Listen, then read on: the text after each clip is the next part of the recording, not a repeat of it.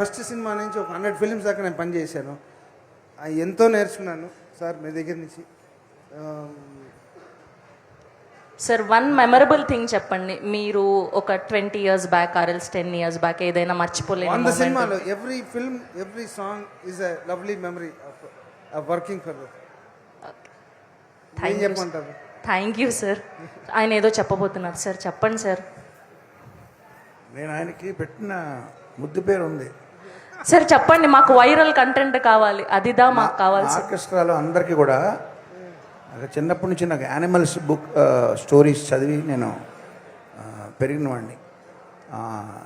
Tolstoy Russian writer ఉన్నారుగా, ఆ Russian బుక్స్లో యానిమల్ స్టోరీస్, చిన్నపిల్లలు, పంచతంత్రం. సో యానిమల్స్ అంటే నాకు చాలా ఇష్టం. సో నా ఆర్కెస్ట్రాలో అందరికీ కూడా యానిమల్స్ పేర్లు ఉంటాయి. ఆయన పేరేంటో ఆయనే చెప్తారు. ఈ సస్పెన్స్ ఏంటి సార్? ఆ పేరేంటో చెప్పండి. ఏనుగంట. ఏనుగా? అంత బలమైన వాళ్ళు అని అర్థం. ఏనుగు అని పేరు పెట్టారు. ఆయనకి ఏనుగు పేరు పెట్టి నేను ఏనుగులాగా అయిపోయాను. అయ్యో లేదు, ఇద్దరు ఏనుగులు.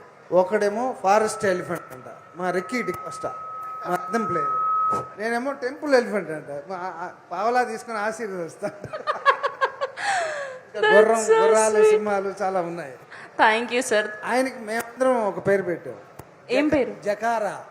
జకారా? జంగల్ కా రాజా. జంగల్ కా రాజా జకారా అంట. కీరవాణి గారు ఇవాళ వచ్చి ఎన్నెన్ని సీక్రెట్లు తెలుసుకుంటున్నామో మీరు వచ్చినందుకు. ఒక 30 ఏళ్ళ విషయాలన్నీ ఈరోజు బయట పెట్టారు.